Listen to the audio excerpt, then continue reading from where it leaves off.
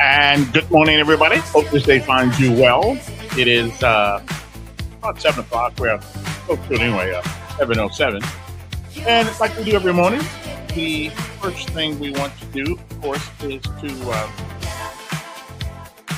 tell you what the weather's going to be because it's going to be another hot one. But that's okay. It's summertime. It's supposed to be hot. That's what always gets me. It's like people say, it's hot outside. Well, if it was December and it was this hot outside, then you're absolutely right. We would have something to worry about. But since it is, it's summer, it's going to be hot. That's where we roll. Okay? It's like if it was winter and it would be hot, then we'd have a conversation. But since it's not winter, expect hot. Okay? Temperature outside right now in the capital city is 76 degrees. It is a great day to be alive. The forecast for the rest of the day goes as follows. At least this is what the weatherman is predicting anyway.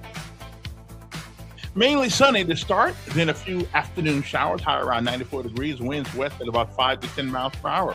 On tonight, which is a Wednesday night, of course, low 75 degrees. I know it's kind of warm. That's okay. 6% chance of precipitation. A few clouds, low near 75 again, winds light and variable. On tomorrow, 21% chance of precipitation. Sunshine and clouds mixed, a stray shower or two, thunderstorms possible, high around 95 degrees. That's every summer. That's what happens. It gets hot. Kind of like jumping in the water with sharks and wondering why you got bit. There's just some things that just obvious. Logic, reason, okay? Kind of like if you leave food out on the table, it's kind of, some bug's gonna land on it. You drive around on empty, sooner or later, your car's gonna stop. It's not gonna run anymore. Logic and reason. So don't get your car's on E, right? You're leaving the house, your car's almost on E, but you're gonna ride anyway. And for some reason in your mind, you think that the car's just gonna ride all the way to the store, around the corner, and then back to the house on E. Make it make sense. Please, make it make sense. Make it make sense. I don't get it right. Anyway, but I come up with a way that never happens to you. You never run out of gas. I'm going to tell you how to do that in a little bit here, okay? Anyway, you know what time it is? It is time for our daily bread. I'm Kevin Elkins, and of course, this is Decisions. We call it decisions because everything we do requires us to make one. And even when we decide not to make one, we just made one. So you can't get around it. Decisions are a part of life. It is our responsibility, at least it is our charge, to try to make the best ones we can. And I will admit to you, I'll be the first guy to admit that all mine have not necessarily been the best. But it was Nelson Mandela that says, I never lose. I either win or I learn. I think that's a pretty good attitude. Me too. Anyway, we'll be back. Our daily bread's up there. A word from on high, something that'll change your perspective on this day. And we do realize that today, as you walk around the street feeling pretty good, if you can put your hands in your pockets, got a little money there, be thankful for that. We'll be back right after this. Brief. But we'll stop time now. It's what we do. Our daily bread. Nothing will turn your day around like a word from on high. Okay? Nothing. So, hang loose. And I'll be back.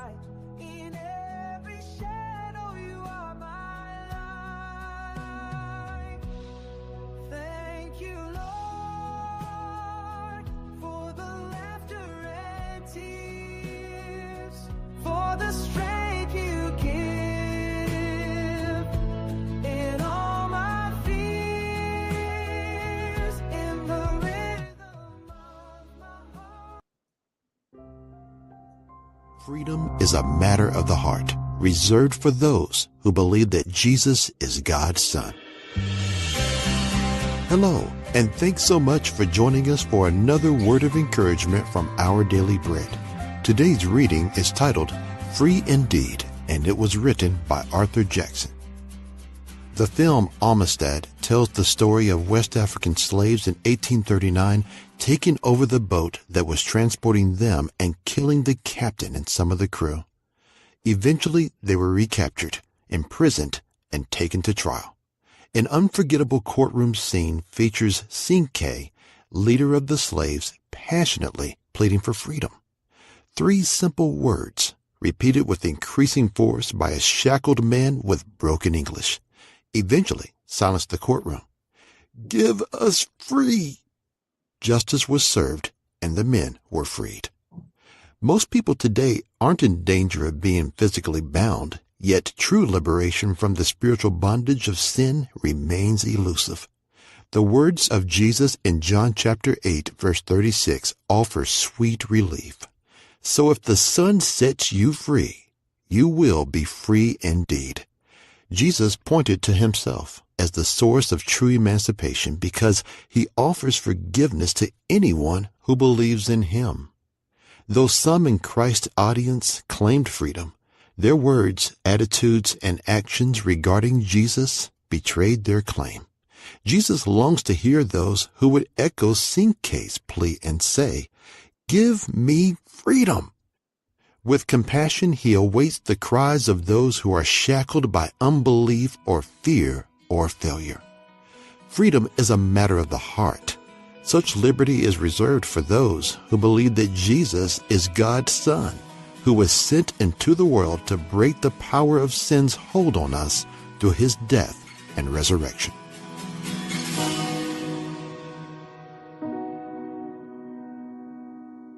Today's Our Daily Bread devotional scripture reading is from John chapter 8, verses 31 through 36. To the Jews who had believed him, Jesus said, "If you hold to my teaching, you are really my disciples. Then you will know the truth, and the truth will set you free." They answered him, "We are Abraham's descendants and have never been slaves of anyone. How can you say that we shall be set free?" Jesus replied, "Very truly I tell you, everyone who sins is a slave to sin. Now a slave has no permanent place in the family, but a son belongs to it forever. So if the Son sets you free, you will be free indeed."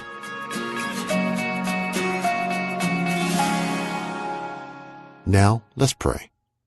Dear Heavenly Father, may this word of encouragement prick our hearts towards true transformation and freedom from guilt, shame, and addiction. Help us, Lord, to hold to your teachings, to walk and not faint, and to embrace the true freedom we have in Christ. And it's in Jesus' name we pray. Amen.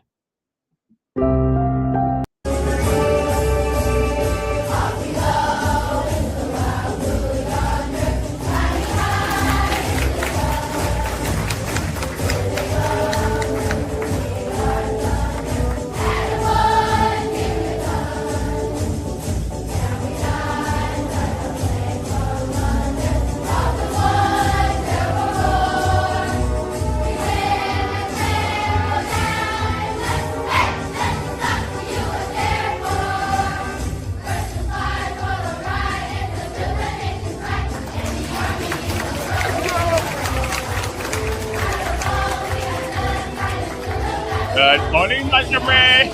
That's right. It's my granddaughter in there somewhere. She's in there. That's grandpa, man. You know. That's her in there. Carlin.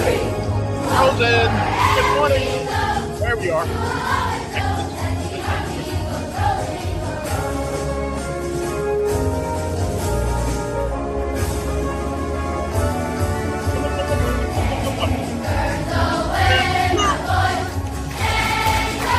United States Navy.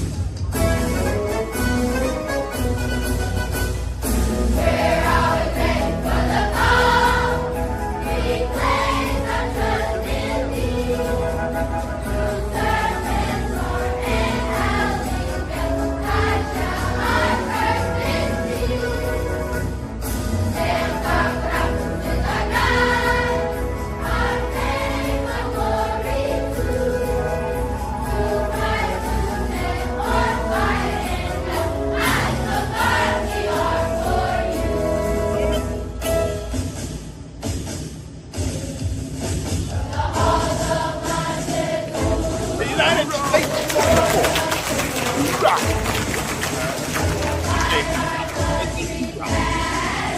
Another roll.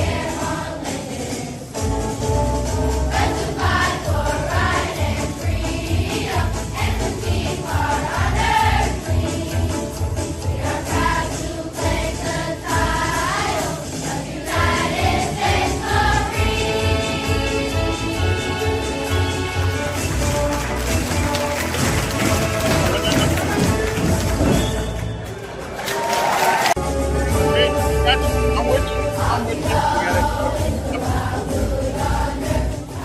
Okay, I mean, I know this is an Air Force town, but let's not give them too much play. There's, I still like the word PX rather than BX. Okay, I'm a PX kind of guy. I got to go down to Fort Benning. I've never been to the PX on Fort Benning. Yeah, matter of fact, when I was there in 1979, I didn't know what a PX was.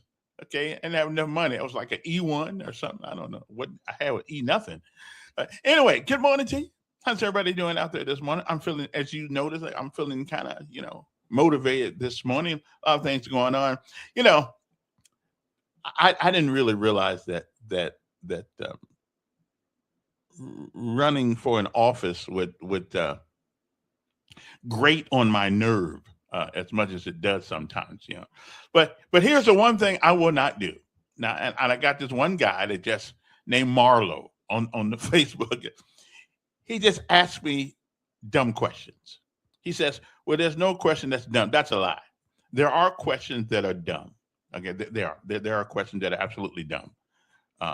So, and I'll tell you some of those questions when we get done. First of all, though, we actually in Selma, Alabama, had 2 people killed the other day at 4th of July in Selma. So it's not just here. It's a culture. And so today, one of the things I want to explore, if we shall, how do we change our culture in Montgomery? And Montgomery is just a replica of what's going on all over the nation. But maybe we can start it here. Okay. How do we change the culture of violence in Montgomery? How do we change that? I got some thoughts on that, but it would be interesting if you guys have some. How do we CHANGE the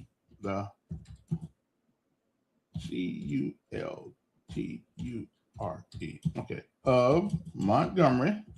Got to write that down so people know what I'm talking about. Okay. How do we do it? I think it can be done. The question is how. How? I mean, I know I'm not the only person that's tired of hearing somebody got shot last night. Not just in Montgomery. I live in Montgomery, so therefore I have to be concerned more here than other places. Can't worry about Chi-Town, Chicago. They crazy up there anyway. Philadelphia, East St. Louis. I mean, Kansas City, Missouri, all the other places I used to hang out. I can't worry about their issues. But how do we change our culture? Okay, how do we do that? It's almost, and I hear people, and I hear some people talking about they want to bring businesses to District 3, which is a great idea. It's a great idea. Unfortunately, one city council person can't do that, but it is a great idea. But our hardest task is going to be to keep the businesses that we have. That's going to be the hardest task. Some people complain, especially members of the city council often complain about liquor stores. They complain there's too many. There's too many liquor stores. There's too many car washes, too many of this and too many of that. And all of these businesses, of course, are legal businesses. But after a while, that's the only thing that's the only people that are going to take a chance of coming in our communities if we don't do something about the carnage that goes on in our communities. Okay, we've got to do something. How do we change that? That's a conversation that would take a long time, I know. but it's got to be started. How do we change it? Really how, now I have my suggestions, and it may or may not work. My suggestion is that we need to be a lot tougher on absent fathers who, if they were not absent, they would be a daddy. Absent fathers, that is the primary problem we have. And the funny thing about it is that we really don't address that issue. Churches don't address that issue. Our churches don't address that issue. And I'm trying to figure out why. Okay, well, why don't we address that issue? It is the preeminent issue of our time. Okay, preeminent issue. It is as important as breathing almost. Okay, because we know that if you don't breathe, you die. Well, I'm telling you, if we don't get fathers to become dads, their children are going to die, like we're doing it now, like we're doing every day in America. Every day in America, someplace in the hood, in the cities, a black child is going to die. Not because they're bad kids, not because they are lazy kids, but because the culture of violence in this country right now, especially in the hood, it is permeated every aspect of our lives. You can't turn on TV without a gang movie being on TV. It's there. Because I was trying to go to Tubi last night, right? And all the good movies was somebody was getting shot. So it's every aspect. Our schools look like prisons now because of the things we have to do to try to keep our kids safe. How do we change the culture? How do we do that? And this is a conversation that needs to be had. And how do we get our churches really involved? Not just show up on Sunday, preach the word, and keep moving. Which hey, you better than I am, because I'm not a preacher. But how do we do that? Hopefully we're going to get our guests this morning for a little bit. Hope Inspired Ministries. They are doing things. And I forgot all about that. Hold on, Mr. Knight, for 1 second here. Let me get you on, because I forgot to bring it on the microphone here. I was so intrigued by this subject this morning. So let me see if I can make sure I get you on there. Okay, let me see here. Okay.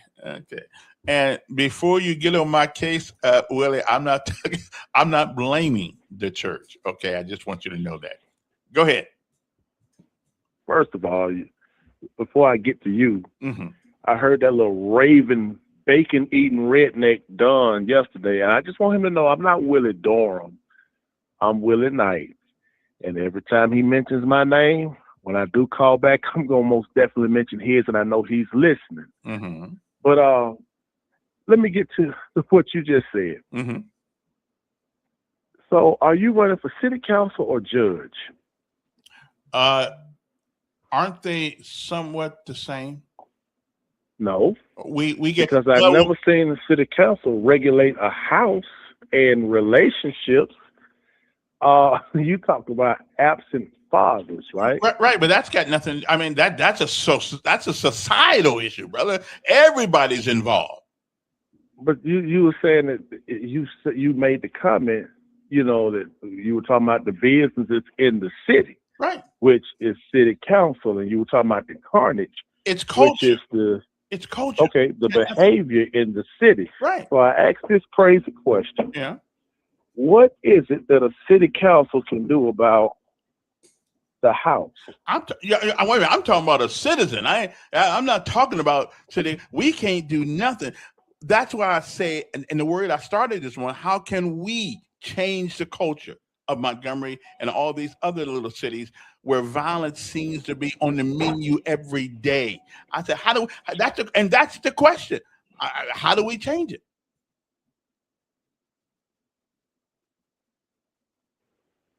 Learn to enforce the laws that are on the books. That's it. That is it. When you, when you can commit the same crime from because I've told you this before. This is not rocket science, right? Mm-hmm. Alabama consists of 67 counties. Okay, right. They're all governed by the same set of rules, by the same constitution, but not. Hold on, I'm gonna put it to where my little niece can understand. Mm-hmm. Everybody's playing by the same rules, but they're not doing the same thing. You do know if you commit a certain crime in Montgomery, you can get a bond, right? But if you commit that same crime across that bridge, it's going to be handled totally different. You know why? Mm-hmm. No, I don't know why. Tell me why. Well, I'm about to tell you. Because they enforce the laws to the max, while others enforce them at a minimum base. And you can clearly see which one is doing them at a max and which one is doing it at a minimum. Now, we put the ball back in their laps because city council is not giving bonds to people with capital murder or with murders. Not capital murders, but murders. City council has nothing to do with that. But citizens do. The citizens do. And I'm a citizen before anything else. So, I mean, city council. But here's the thing. How can you use first of all, and if you guys are not united together, right, going at the judges, then ain't nothing gonna be done. You're absolutely right, and that's why a year or so ago, when the legislature came in, they upped the bond that anybody could get that's considered a threat to our community or our society to $1.5 million. I haven't seen one judge use that yet. Right. You know why? Because it sounded good, right? It sounded good, yeah. But ain't nobody finna do it. And they not. And let me ask you a question. Why do you believe that they will not do what's on the books to do? Because y'all too busy partying with the people that make those decisions. Y'all, I don't even know what party look like. But, okay, I'll tell you what. Why don't you look? You ain't crazy. You look. You act slow, but you didn't sit in one of them classrooms. So why don't you go and look? Because they post them on Facebook all the time. Mm-hmm. All these galas and parties that they go to, and I just want you to look at who's in those pictures. Well, I do. But again, why don't you believe that? Because you're a citizen too, and why don't you believe they have? Somebody asked me the other day, "What's your plan? What you going to do?" Well, I mean, you have to understand like that, the resources. Your plan means nothing. Whoever wins doesn't mean. It don't mean jack. It's a resource. It don't mean nothing. It's the resources that you have available, and our court system here in Montgomery have resources available to them now that the legislator gave them $1.5 million. You're not going to come out of there and get out of jail just by coming down and getting a bondsman for $1,000 to get your butt out of jail for doing something heinous. But now, at the moment, you can do that. So why don't our judge, and which are predominantly black, why don't they hold these guys' feet to the fire? Those are the ones who need to be brought on the red carpet. I've been saying that for years. Like, they get a free check and they make the city dangerous. They make the county that, like I say, you wouldn't dare.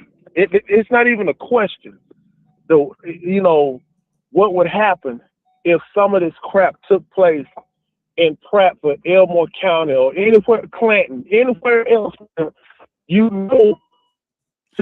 I mean, you're not exaggerating. I hear people sometimes, man, I ain't going over here. I ain't going there. I end up in jail. Of course, and you know what? They know why. Like, that right there should be a kick in the balls of the people here in Montgomery County. Like, if I heard a person say, man, if I was a judge and I heard them say, man, I'm a judge in Montgomery.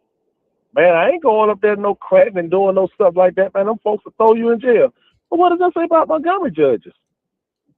They're going to sit there, hold your hand, cry with you. Oh, you grew up without a father? Oh, get you some Kleenex. Probably take you to Crystal's and get a burger. You know, maybe the Applebee's soup and salad. I don't know, but I know what they ain't doing. And that's putting you under the jail. And guess what? Because the message is out there that you guys aren't doing anything, they're making the job harder for the police. I mean, we already know we ain't got about, under 170 cops. Under 170 cops.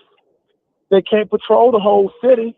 We just saw on Saturday. But if we the state troopers had to, yeah. But if we somehow change the culture, you're not. You're not. We can't. We can't. You're not. It's going to take a while. You're not.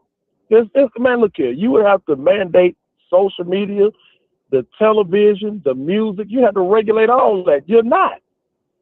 You're not. Well, so we certainly want culture, if you believe that. We certainly won't. But if you have a defeatist attitude about it, it's not a defeated attitude. It's a realistic attitude. Even the Bible talks about how the world is going to be going towards the latter days. Right. And he also said they're always going to be the poor, but he didn't say it had to be me. Right. It didn't have to be you. But here's the thing. You cannot change the inevitable. You nor I. Mm-hmm. My job is to reach out to those that still want to get to heaven, that want to change. Guess what? Mm-hmm. The Bible say, not Willie Knight, the Bible said 2/3 will not inherit the kingdom of God. Right. And when you look around, it's not hard to believe. Well, that's 2/3. True. But isn't it our job and your job particularly to try to change the minds of those people by delivering the truth to them?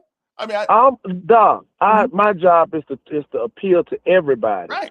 But even every preacher, clergyman, Catholic priest, whatever you call up, if they know that everybody won't be helped, they won't be saved, they won't be converted, they won't make it. Everybody, Kevin, we do funerals. This is a freebie for you. Okay.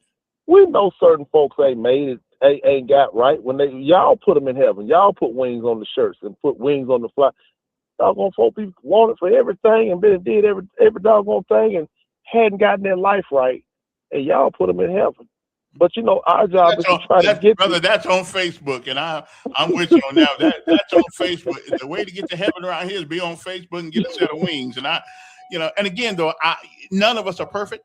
We all done something. No. So it ain't my job. I don't know where they're going. I don't know where I'm going. I want to get back on subject real quick. So we're talking about the culture. You cannot fix or change the culture.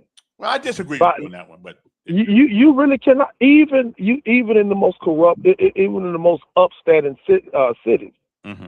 there's still corruption. You cannot name me not one city where there's not corruption or some type of a cultural conflict. Well, that's true with human beings, and we okay. We cannot. But we can. Now, the only bad thing about Montgomery is that it's being blasted. Mm-hmm. But understand this: we cannot fix culture.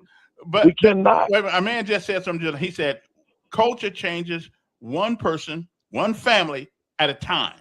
The absence. Good luck on that. By the time you change enough people to make the kind of change you're looking for, tell whoever just posted that or text that, mm-hmm. Christ have been in return 100 times. Okay. 100 times. Well, listen, if the guy who says he believes that God has all power has a defeatist attitude. No, it's not a defeated attitude. It's no. The Bible states, Kevin, not me. Yeah, I'm talking about. You're trying to undo. You're trying to undo what God has said. Wait. God said 2/3. Hold on. That's right. 2/3 will not inherit the kingdom of God. It also says in the last days the world will be more wicked. I hear, but somewhere in that Bible, because I've always heard it, haven't read it. If my people who are called by my name. That's 2 Chronicles chapter 7, so verse 14. Happen. That's not everybody. Did he say if everybody? I don't know about everybody, But they Okay, he can't said, have. if my people, which are slim, I'll do you one even better. Oh, good God, you can keep this one. John 3:16, y'all let us throw that up, right? Yeah. For God so loved the world that he gave his only begotten son. What is the game changer word in that verse?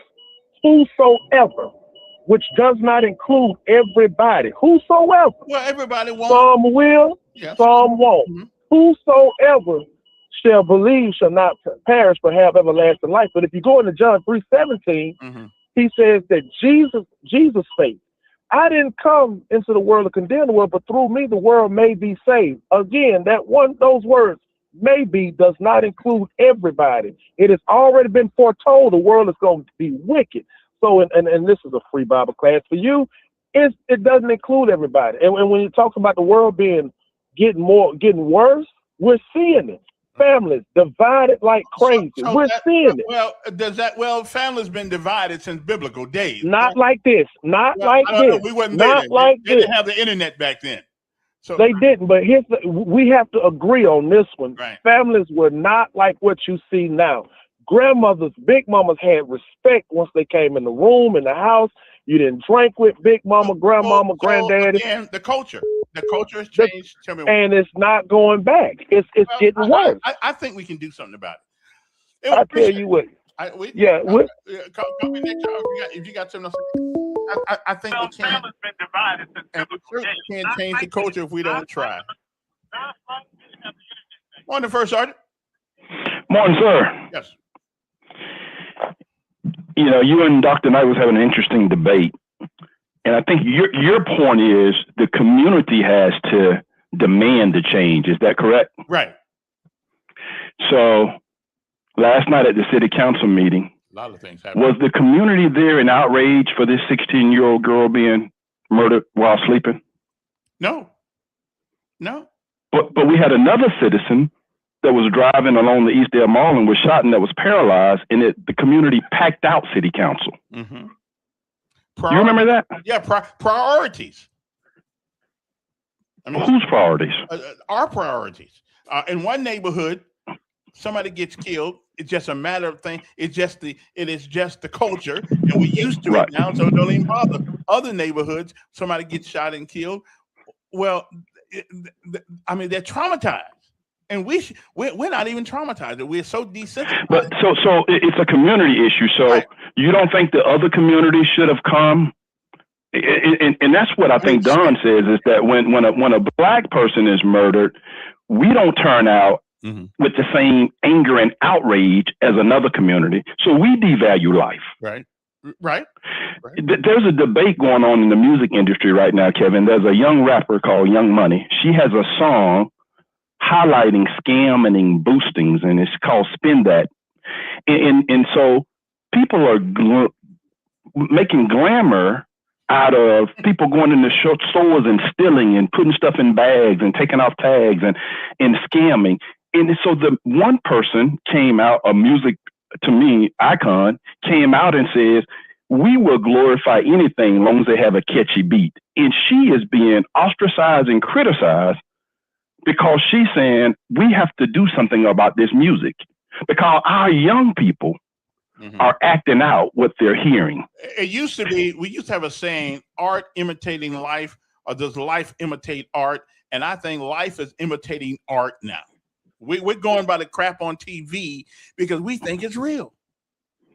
So to your point is that if you think that community has to demand this change, I do. But I'm in agreeing with you. It's just that we have to call it out when we see it. And I was, the city council last night should have been standing room only saying this young girl, her family should have been there. The church and says that we cannot continue to accept this behavior in our community. And I just think it's just, to me, was just. So how do we change it, Will? Sir? How do we change it? How do we get people out? How do we get people to come out and be annoyed by such behavior? How do we get it? How do we change that? I think everything rises and falls on leadership. Leaders. I mean, and Dr. King started a movement with leaders and people followed. It was inconvenient, it was uncomfortable, it was sacrificial, but it starts with leadership. And until the leader starts the movement, and it's going to be sacrificial. Mm-hmm. You're going to be ostracized, you're going to be criticized, people are going to think, but until you get sick and tired of being sick and tired, then we're just going to accept what we get. And so that's what I think it starts with.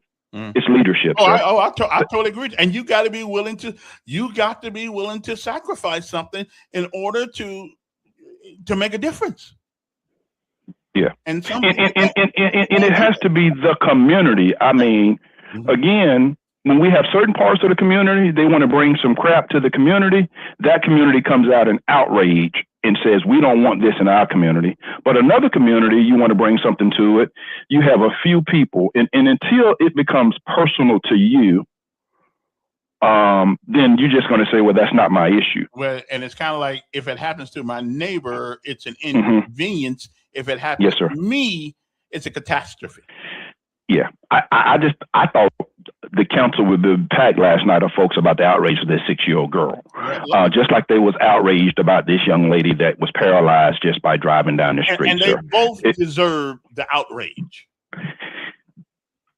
I mean, they both. They both deserve the outrage. But again, how do we? That's the subject of today's show. How do we change this? How do we? Leaders lead, even when it's uncomfortable. Thank you, sir. Okay, yeah, even when it's uncomfortable, we do. And a lot of things happened last night. There's some interesting things that happened at city council meeting last night that probably went over a lot of people. And I'm going to bring it up next hour because it was illuminating. There was some illumination last night at the city council meeting that probably went over some people's heads. Okay, go ahead, dude. Mr. Elkins, how you doing, brother, man? I'm doing fine. How you doing? Pretty good. It's interesting subject you got going here. Finally, my subjects are always interesting.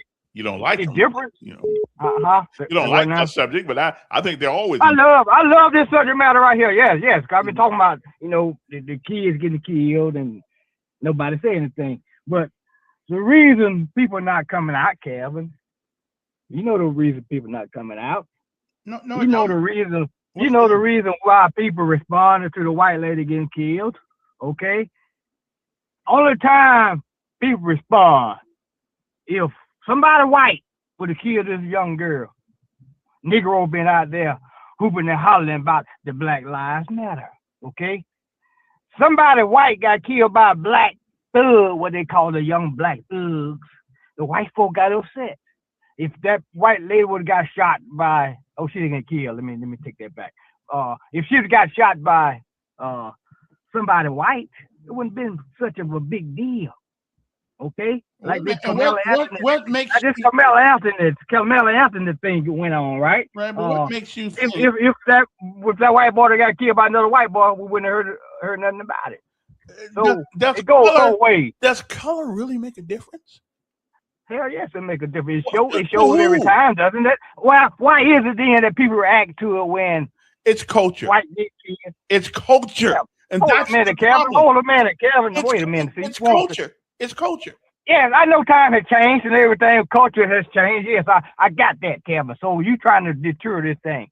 I'm saying that people pay attention to damn skin color. If I need you break my color crayon out to you this morning about that part. People see color. I think you do. I don't think most people do. How in the hell that was these people able to point out the fact that this white woman got killed by this black woman on the train in New York or wherever that was? There's something to the obvious. I mean, what color were those people? We are different colors. I'm asking you a question now. What color were those people? Since you don't see, let's pinpoint color right now. We share supposedly a same culture, but we don't. Color is not it. It is culture. Kevin, that's what I'm talking about. I'm talking about at the end of the day, Kevin. Yes. The two individuals who one did the shooting and one did the. One died or whatever, got hurt or whatever. What color are these individuals that people highlight? Because unfortunately, in America right now, most of the people doing the killing is black folks.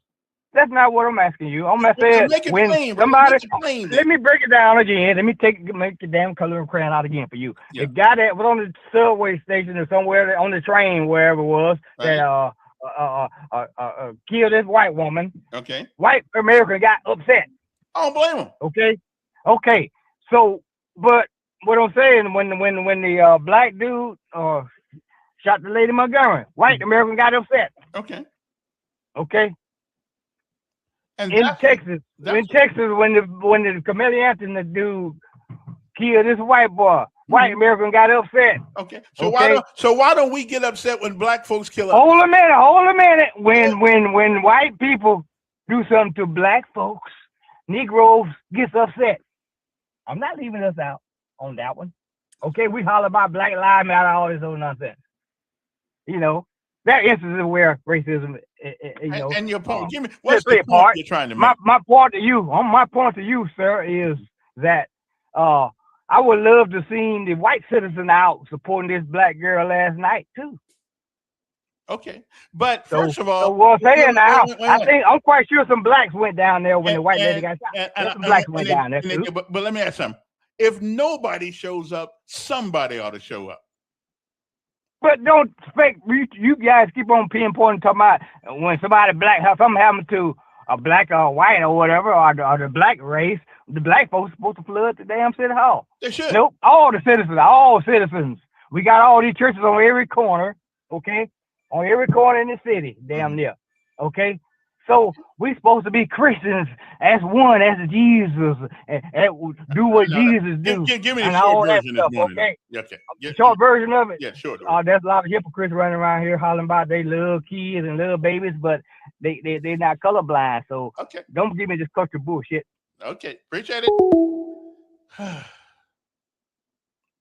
And again, I don't know where we came from on that, but it is about culture, and it is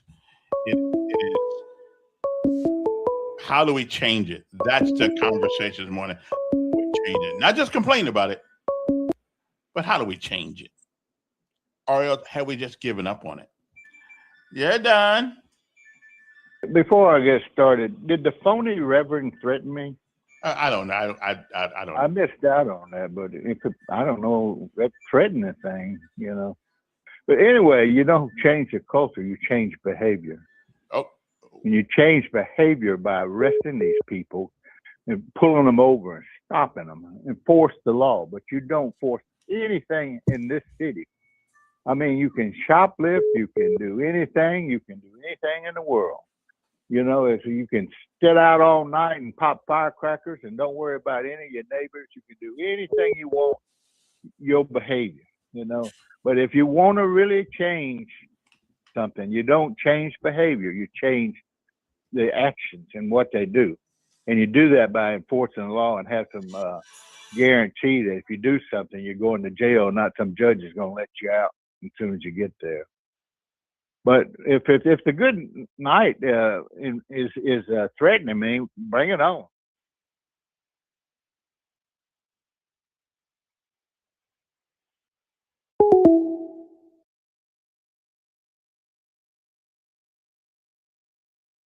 Somebody made a call. Let me go back to okay.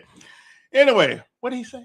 You don't change behavior. You don't change. What did he say? I know it was kind of alluded. Yes. Good morning, Simpler Days. Morning, Mayor. Can't we all just get along? I wish it was Simpler Days, but these days are becoming complicated. If you only knew in your simpler days what you know now, you would have been an all-star. Yeah, would have been. Yeah. At least with the women. Yeah, would have been. Yeah. That's in high school. Hey, did Duke say that so many people should be down there? And I agree with him. Whether it's for the lady that got shot on the front porch on Mother's Day, sitting over off Virginia Loop Road. Yeah. Long line of them. Long line of them. that somebody should have been down there speaking up other than a law enforcement officer working the case. But, you know, Montgomery's 70% inner city Montgomery, 70% black. So there needs to be a show of respect, a show of caring, a show of we're not going to let you be forgotten. And, you know, they'll show up for other things, but show up to go to the casino, show up to give a giveaway. But I guess that's the way human nature is now. But so, I mean, it's going to keep happening, Mayor, and we can talk about it. But criminals go where they are comfortable. Well, I think it was kind of like what Willie was saying. It's leadership. The first introduction to leadership should be in their home, and that's for sure. The government can't raise everybody's kids. We can feed them in jail, but that's about it, and lock them up. But we can't raise them in jail. If they don't get it there, then they got to get it from the football coach. They got to get it from some male somewhere to show them that you can be a strong male, but you don't have to carry a gun, shoot people, all that stuff, and you can be productive. And so wherever they get it from, but until then, that you know, you pay your taxes. Why do you pay your taxes, Mayor? Theoretically, so the government will have resources to do all the things that governments are supposed to do, such as infrastructure, safety, and things of that nature. You know, so I guess that's what I would. Safety is one of the key ingredients of it. But you pay your taxes not because you have this deep, deep respect, this love, this affection for the IRS, do you? No, don't. No, because you pay it because you fear the consequences. True. If you don't. And see, some people learn that early in life. Some people are taught that. Some people are directed to that because of circumstances or something that happened. But you pay your taxes because you fear the consequences. It's not because, and it's just like with crime. They don't respect law enforcement. They don't respect the judges. They don't. And I told you there's a judge, a female judge down there right now in district court, and you arrest them and she'll turn them loose. She'll look for any reason. And I don't understand that. I mean, don't they understand that one of these days that hood that they just let go will probably be coming into their window or hurt them on some dark night? I mean, I understand the Constitution. The Constitution is a great piece of paper, but you know. Well, I guarantee you, a Nye law, the one you talk about, the bail deal. Yeah. A Nye law would have never ever been passed if it would have happened in Montgomery. She would have been just another one, just like we're talking about today, the 6-year-old girl, lady on Atlanta Highway. Woman sitting on her front porch. She would have been one of those. But because it happened in Auburn, because there's a different culture over there, they were able to push and use that case, brought it to Montgomery, and the DA, law enforcement, everybody in Lee County, Auburn, pushed that to get a Nye's law passed. That wouldn't have happened in Montgomery. You know it, and I know it. Well, you know, I tell you, I don't know why it seems to be difficult to hold people accountable in our court system here, the municipal court system here. I don't know. Do we really believe that we still on a plantation and if they let us go? I mean, this is not the Amistad. You know, not the slave ship.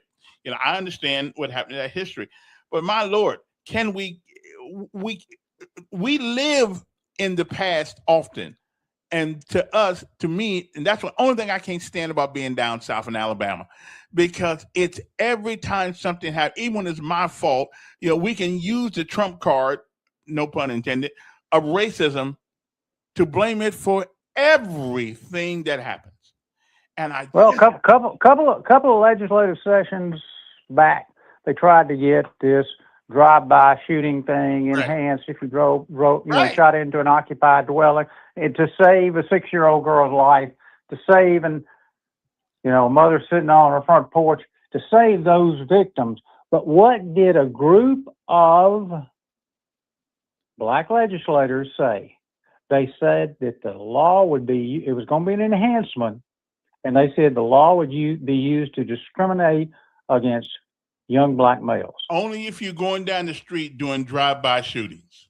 Bingo. But see, that's what you can't have it both ways. You can't. You just can't. And that's what you're trying to do. That's what these judges. I mean, the only way it's going to work is the system working together, and these individuals that are committing the crimes on the street fear the consequences. They may not respect law enforcement. Mm-hmm. They may not respect the judge, the system, but they've got to fear the consequences. And when action is taken, the community has got to support and say, just like with the Nas Law, that community, Auburn, pushed and got a Nas Law. That wouldn't have happened in Montgomery. Think about why it wouldn't have, Mayor. Listen, I already know why.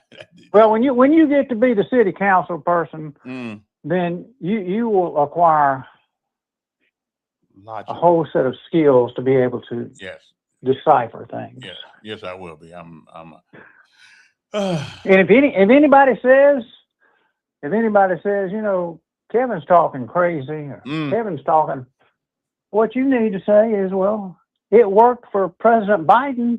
Y'all voted for him. Yeah, they did. Y'all didn't care whether he was bald, blind, crippled, or crazy. And in 1992, all them Democrats and people under Biden's guidance passed all these laws and calling people predators, and it seemed to work for him. Exactly. So see, you've got a history of a platform to stand on. Yeah, I do. And if they try to ask you, pin you down, ask questions, just act sleepy. Yeah, I am. All right.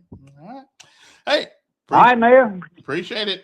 Again, it's about changing the culture, and something happened. It's at 8:00 already. It's almost there. Something happened at the city council meeting last night, and I've got to get with the mayor to see whether or not we are in as good of financial standing as it is purported to be, because something happened at city council meeting last night that just kind of the city council is trying to borrow more money. And listen, every once in a while, brother gets short. He needs money. I'm with you. But now, and please, if there's a city councilman out there that's listening this morning, please tell me, because it is my understanding that we are paying on a bond, whatever it is, the money we get, $21 million a year to pay back money, $21 million a year. And it's my understanding that we are trying to borrow $50 million more. Now, what I'm trying to figure out, which will take that payment up to twice what it is. So, which will take the payments up to about $50 million a year we got to pay back.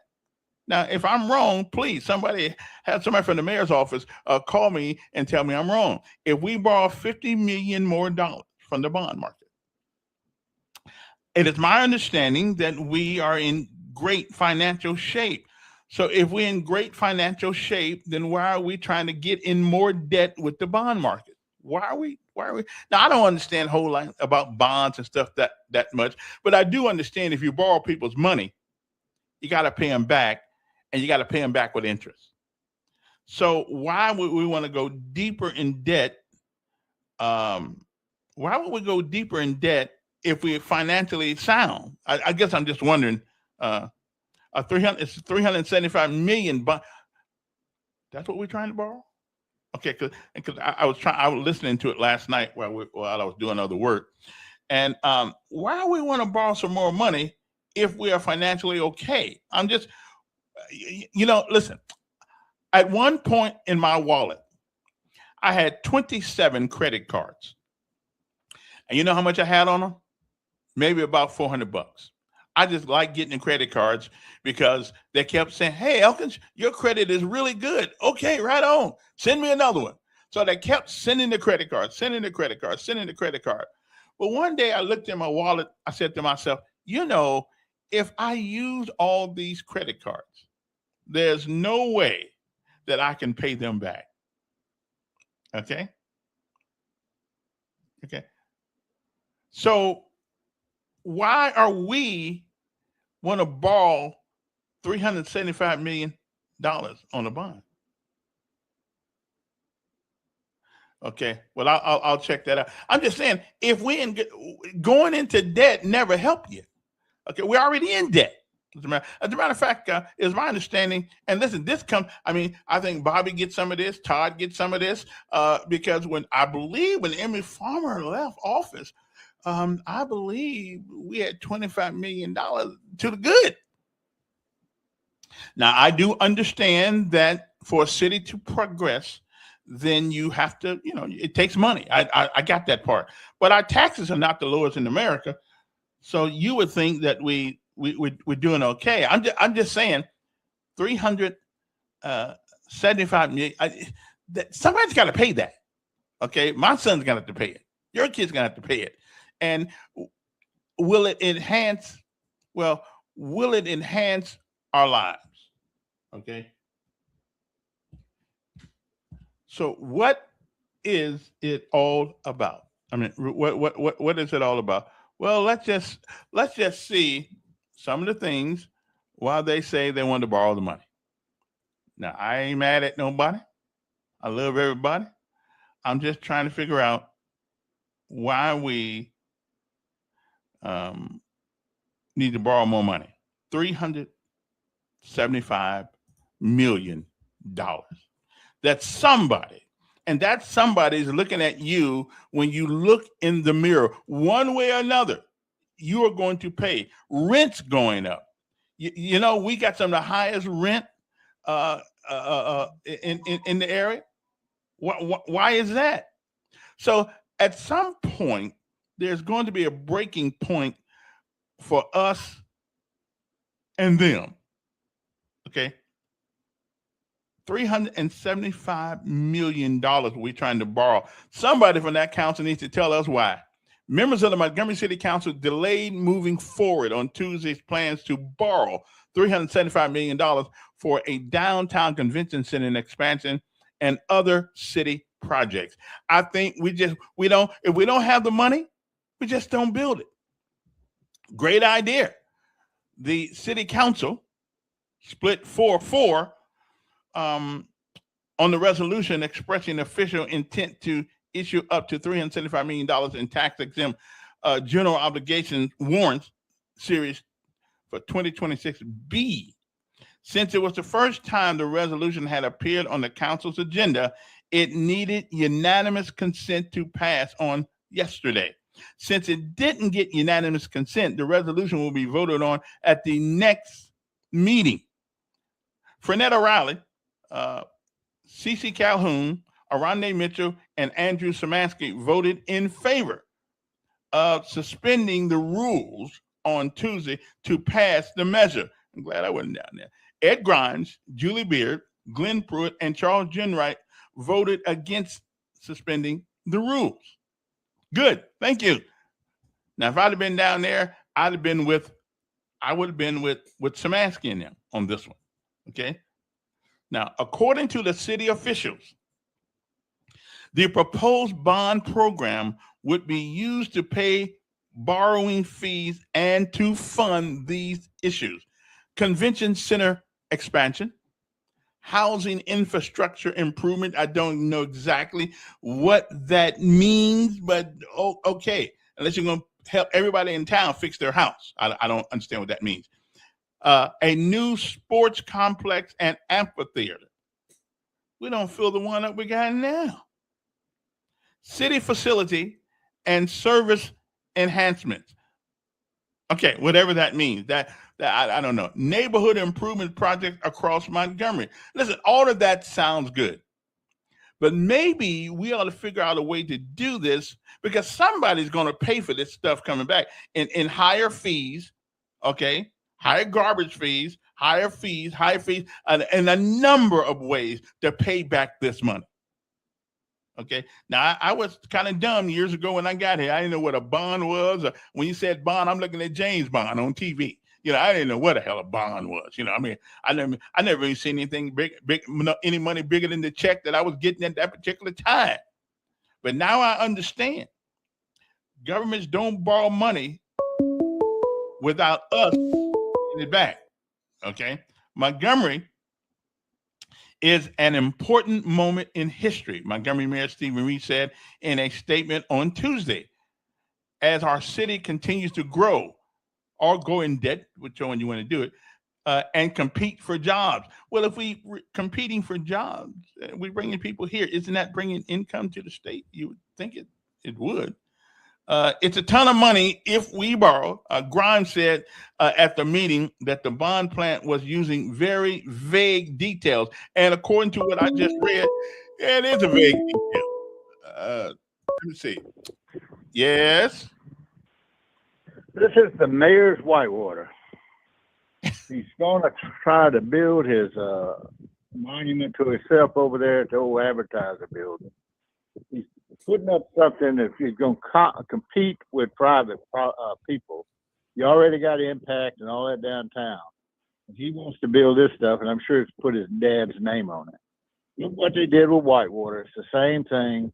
It's a loser. It loses money every day. There's over $100 million in the thing, and that's what they're out to do. Another mayor. Well, I actually think Whitewater's still a good idea. Actually, it is a good idea when nobody goes to it. Well, Kevin. it's not. What kind of idea is it good? You don't go through all that spiel about we need some other. We do. Going to it. It's losing money. Well, I agree with you. But the idea. So how does it affect anything if it's losing money other than the budget? It was a good idea to bring something here besides worth having. The civilian community would have built it. Yeah. I'm with you on that one. What do you do with it now? Give it to the Indians? Well, if we can get off from under the debt, give it to them. They're making more money off of them. They make stop from under the debt. Your buddy over there, Singleton, bought bonds to pay for Whitewater. Yeah. Which he said he was going to do with the crane tax. They still owe it. Now we're having to pay just to keep the doors open to the damn thing. And all we get is lies about, well, in 3 years it's going to start making money. It's the same thing with this crap that the mayor wants to make is that monument to himself in the old newspaper thing. It's stupid. Yeah. You're competing with the civilians that's trying to make a living down there with Impact and other stuff like that. Mm. If they give him the money, it's a waste. Yeah. Well, I think we're not in a position. I don't really think we're in a position right now to borrow that kind of money. And I would guarantee if I get on the city council, it's going to be a no every time. Not right now. We got trucks. Evidently sanitation truck. We got some issue with fixing our trucks. I thought the city had mechanics. We can't fix our own trucks. I mean, I would have to be a no vote on that right now. No. If I'm down, no. We're already on the hook for too much debt as it is. But that's just me. Population continues to decline. Now, I will tell you, to make not to make Don sound like the ultimate bigoted person that he is, but I will tell you that in hindsight, building a water place in Montgomery was probably not the greatest idea. But I would rather have that than another monument to slavery, bigotry, and racism. I would just the water's there, but I rather have that. You can't balance your budget. I can balance my budget. My budget's good. Yeah, I can only spend what I got. Yeah.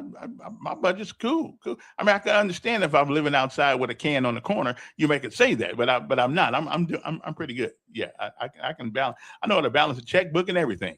Yeah, budgets. I can use Excel or just normal databases. I mean, listen, I can balance the budget. Now, don't get me wrong. I do it the first of every month. Yeah, I balance everything. Yesterday I was missing $3 and I found the $3. Okay, so listen, I can balance the budget now. Don't give me that crap. Okay, but where's the growth? That's another thing. Where is the growth? We're not going to grow if we don't get our communities and this crime, whether it is a perceived real or not, it is a crime. It is a problem. And if people perceive it to be real, then it is real. And so we need because Montgomery, it really is a nice place. It reminds me of Chattanooga. It really is this is the only place I've ever lived this long, and I've enjoyed my living here. But just like this morning's conversation about culture, Montgomery has changed conspicuously since 1991 when I got here. It has changed. There are obvious changes going on, and not for the good. So we certainly need to do something to upgrade. To upgrade. I'm hoping that the Commissioner Singleton has a plan. A marketing plan to get more people here, so you don't have to stay here to use it. But we can bring people here if we do the right mark, because it's already built now. It's there, okay. And even we shut it down tomorrow, it won't make a dime. And again, I'm glad to see something besides something built about race. I am. I'm just. Yeah, give us some. While I'm in there swimming in the water, I ain't thinking about what happened in 1962, or 1963, or whatever year, 1957, whatever year it was, So I'm just telling you, we certainly need to do a couple things different. But I'm not for convention center expansion. I didn't know we had a convention center. Housing infrastructure improvements. I don't know what that means, Mr. Mayor. What does that mean? Housing infrastructure improve. Whose house are we talking about? What neighborhood are we talking about? Are we talking about getting these people off of what they call that thing that they use? Most of us have toilets that are connected to the sanitation system, I guess. But there are places in Montgomery where they have those things you put in the ground. I don't know. I forgot. I've never heard of them until I got here. But we need, if we still got people, from my understanding, that are using those things. And I thought when we borrowed that money back in the early 90s or early 2000s, that part of that money was supposed to go to fixing up these people's communities where they could get access to, they didn't have to put it's a big old pump thing. I think I don't know exactly what it's called. But it is the thing that you put out in the backyard, and you got to put certain salt in it and all that kind of stuff to make things melt, or whatever you want to call it, dissolve. Come on, somebody help me out here. What do you call that thing? I've never really seen one, but I've heard of it since I've been here. What is it called? It ain't a sump pump. That's something. It's a place where your fluids go when you flush the toilet in your house. See, theirs go down to, I guess those pipes underneath the house take it to some place. Thank you very much. Septic tank. We got people in this city still using septic tanks. Now, my understanding is that well, I wouldn't. No, we don't have. Well, I don't know. I never lived in public housing, so there. I don't know if they got septic tanks in public housing or not. Um, and now my mother did a lot of things, but the one thing she told me I never will forget: we would never go in public housing. But I got nothing against public housing. It ain't where you live; it's how you live. Okay, so as long as when it rains, I don't get wet, or if it's cold, I don't get frozen. I'm good. I don't have a thing against public housing. I just got I got a thing against the way people treat it. Not because there's no difference between public housing and the Barcade apartment complex, except the attitude of the people that's there. You got 3 walls, you got 4 walls, you got a place to stay, you got some heat, you got some food, you got your kids are warm, your kids are not wet. I got no problem. Matter of fact, if somebody offered me them new public houses we got, I love them things over there. Matter of fact, I'm seeing if I can get me one. Okay. Okay, it's how you live, where you. Okay, I listen. I agree with that, Big Daddy Kane. You're right. It's how you live, where you live. You're absolutely right. So it's got nothing to do with public housing. Give me.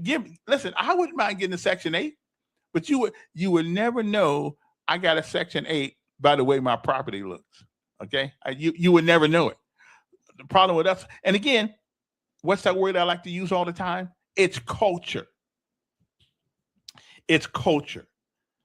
Because there are some people who can live in a project you would never know they were there. There are some people who can live in certain neighborhoods, get Section 8, right on for Section 8. I'm all for it. Rent's going up like hell. It's going up. Somebody give me one of them things. And I'm saying, I'm not staying in the dumps. Oh, hell no. Again, it's not where you live. It's how you live where you live. And I totally agree with that. But anyway, moving right along to other things. So anyway, so the mayor, I think this one's dead on arrival. If our county, if our city, if this thing don't, if I win this seat, I'm against this. We don't need to borrow $375 million. We just don't. We need to figure out how to do it ourselves. You know, at least or get more people to move to Alabama, move to Montgomery, but because this money has to be paid back. Now, I'm not a really good politician right now, but I know that when you borrow money, you have to pay the money back. Okay, you have to pay the money back, and who's going to pay the money back? Not whoever the mayor is. Not whoever the city council is. Oh, they'll play a part like everybody else does, but the majority of the payment will come from us, the citizens of Montgomery. And I'm an honorary Alabamian right now. After about 35 years here, I'm an honorary Alabamian. And if when things start going up, everything goes up. Okay. Everything goes up. So now, yeah, I would be a no vote on this one, at least not at this time. If we can build our residency up here, we can get more people to come to Montgomery. And one of the ways to get more people to come to Montgomery, of course, is to bring good jobs. I ain't talking about puckwooding. I'm talking about technology jobs. If we can get some of those in Montgomery, that will bring high-paying jobs. And I got nothing against anybody who comes here, but high-paying jobs are in the technology sector now, and the highly skilled sector. Plumbers still do pretty good too. Okay, but we need to bring some high-paying jobs. Not just, I mean, McDonald's is fine for high school kids, but you can't take care of a family on a McDonald's wage. Okay, and if everything goes up, then the wage you're getting still ain't nothing. So I'm just saying, kind of like being Uber. You don't do Uber to take care of the family unless you're out there every day, 14 hours a day, and they only let you ride for 12. Okay. So again, how do we change our culture? Nothing wrong with a septic tank. Well, I don't know what a septic tank is, except I guess it's like a big bowl in the backyard underneath the ground. and every time you flush the toilet, it goes out to the big bowl. I'm just wondering, at what point do the bowl get full? You know, I mean, how many years does it take to get full? Oh, wait a minute. I think they got trucks to come dump it out. Yeah, but where does that go? Did I go to the landfill? No wonder it stinks over there. Anyway, sorry about that. My mind got thinking about a landfill with all that stuff in it. Yeah. And listen, Big Daddy Kane. I think you right about one thing, and stop building gigantic houses close together. Yeah, I'm with you. I'm trying to figure out. Listen, it's people's money. They can spend whatever money they want on it. But there's some houses out in Wind Lake I know, and I've seen them. They're just humongous. Why? Really? Is it penis envy or something? Why? Why are they so big? You know, why? You're trying to separate yourself from everybody else. You got to leave that money in the bank. I know. You know, I think the perfect neighborhood around here is, and there are a lot of good neighborhoods around here, but Sturbridge, the houses are not gigantic. They are nice homes, nice. They got them off subdivision homes out there. Sturbridge is a pretty decent place to stay for working men. Anyway, I think it is anyway. I don't want to move out there because it's too far away from everything. That's why I don't go to East Chase. I won't even go out to East Chase to Uber. No, they're moving all the businesses out there and they want me to come out there and spend my money. I'm sorry. I'm going to the PX or the BX, whatever you call it. I'm not coming out there. I'm not chasing anybody's store. Now, I understand some of the reasons why some people left. And again, we got a culture issue in Montgomery, and not just in Montgomery, around every place. So the question is, how do we change it? How do we change it? Does it start with our court system? Does it start with people knowing if you do the crime, you will not come to jail and get right out? Okay. Somebody's got to put a whole lot of stuff up in order for you to get out of this jail. It won't be no $1,000 either. Okay. Is that part of the problem? People have the ability to get out of jail too easily? I think so. So I don't know, you know, I don't, we need to change it though. I don't know how we do it. Education.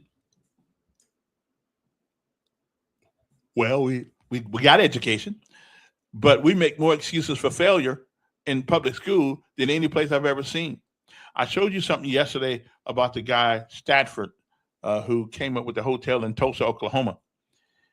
Educated, went to and even back in the day, guess where he was able to go to law school. He was able to go to law school, my home state. And they hold on.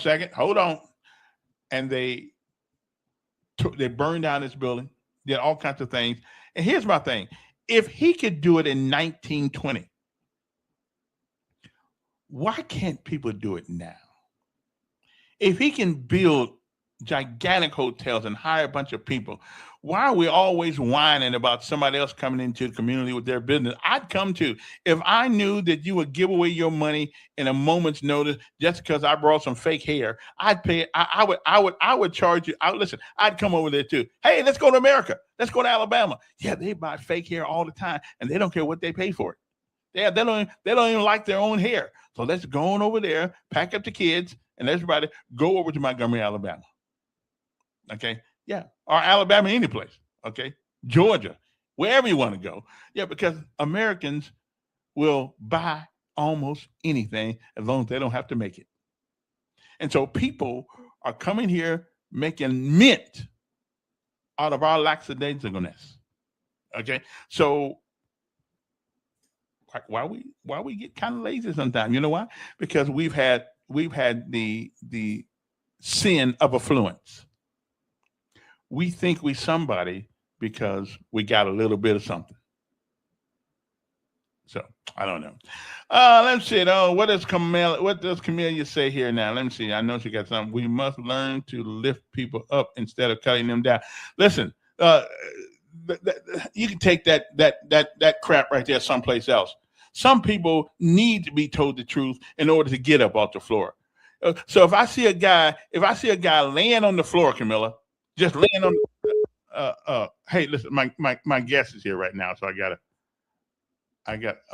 what you do, John? Oh, okay, I can't get John. Well, John's gonna come in a minute here, but I don't see him. John. Okay, well, call me. Click back in. Yeah. Oh, there he is. Okay. Hey, listen, I ain't gonna take no more calls right now. Y'all just give me a break. I got my guest who's late. Who you got on? I ain't got nobody on. You on right now. Hold on a second. Oh, okay. Oh, not you, man. I got you. You call me back. I mean, I got my good friend John Bowman from Hope Inspired Ministry. It look like he's got a guest with him. I do, Kevin. Thank you for having us on this morning. And I got Javaris. He is one of our future leaders on the Montgomery campus, and he's going to be sharing a little bit about himself. But thank you for the invite today. And we had an incredible graduation last night in Birmingham. So got back late from that, but had 16 graduate up there last night. Javaris is on the Montgomery campus. They've got 15 future leaders in the class right now. Mm-hmm. But he was coming on today to kind of share his story and see if you got any questions for me or him. Okay. Well, first of all, let for the people who don't know, I'm such a wide ranging guy. For the people who don't know, tell us about a quick description of what Hope Inspired Ministry is and what do you do? Yeah, well, Hope Inspired Ministries, as you can see behind me, is represented HIM, him, because it's all about him. Mm-hmm. But we are a workforce development with a heavy dose of social work. So we're teaching workforce development. We do that through recruiting, training, and employ. Recruit, train, employ. So we meet people where they are. We go inside the prisons, recruiting individuals. We go in the courtroom recruiting. We go in the streets recruiting. We come on, world-renowned talk show host places like this to recruit students. Mm-hmm. But then after we recruit them, we train them. And that training piece, we're teaching them valuable workforce skills that employers have said they want to see. But we're also eliminating barriers in their lives, such as transportation, housing, identification, whatever the issue is, medical care, medical help. We facilitate those things, help eliminate those so that they can successfully go into the workplace. And then at the conclusion of the class, we're putting them in the workplace, and that's the employee piece, sending them out. And Jesus did this same model. He met people where they were, never left them there, trained them, taught them, and then he too sent them out as well. So our end goal is that they're becoming self-sufficient. We want them to be self-sufficient. We get them everything they need to be successful, including a partnership with the Alabama Department of Human Resources, working through their SNAP division in a program called A Reset, which is employment and training section, to where we're able to not only get them the benefits, but also get them the work that they need to come off of those down the road as well. So that's us in a nutshell. Okay. And you do a little bit more, but we're going to talk to Javaris. Yeah. Javaris? Yes, okay. sir. How old are you, Javaris? I'm 22. Okay. So tell us your story and what is it like being working with him? See, I ain't gonna lie, like, I love it here. Like, it taught me, like, love yourself. Feel me?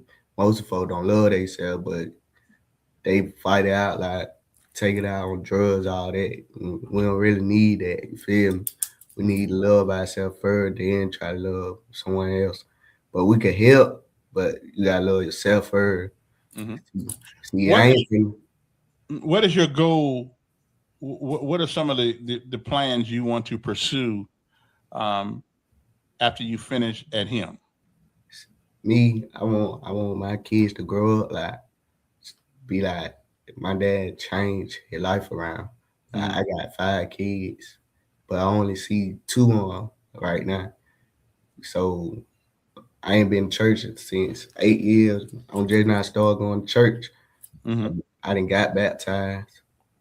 Okay. So you want to use Hope Inspired Ministry to help you help yourself? Yes, sir. Yeah. And Kevin, one of the things that we talk about and teach is because naturally as a father you want to help your children out, but if your life's not in order, it's hard for you to help someone else out. So what Javaris is talking about is to get himself right so that he can be the father his kids need. Mm-hmm. And you had a graduation. So you didn't graduate last night, did you? No, sir. Okay. So you bring people into Hope Inspired Ministries. We teach them. We try to help them get over whatever Herculean impediment that's in their way, so they can learn from you. And we start with the basics. We start with the basics and baby steps. Baby steps. What's one of the most important things you've learned since you've been there, besides loving yourself? I learned basically like get with God, give your life to God. You feel me? Mm-hmm. See, once upon a time, believe God, but I started praying and stuff. Like my life started to change. Mm-hmm. I ain't the type of dude who everyone was looking at. You feel me? Mm-hmm. I feel you. Yeah. So I basically come from like the grotto. Like, okay. I've been paying bills ever since I was like 14. Had to get it on my own. Mm-hmm. Basically, take care of the family household. So I couldn't do both. Like finish school and do that. I had problems, issues at the houses and Mm-hmm. stuff. Even take care of my little siblings. Okay. Well, you have certainly entered into a partnership with Hope Inspired Ministries that can do nothing but help you. Okay. I mean, it's a great organization. John and the guys down there do an outstanding job. Montgomery is blessed to have people who actually believe in the things that they teach. A lot of people teach because they get a big paycheck out of it, right? They ain't no big paychecks coming out of him. Okay. Yeah, I learned how to like don't buy too much or spend that money, but you can't spend. You gotta use another word from that, like save. Well, saving is a good word.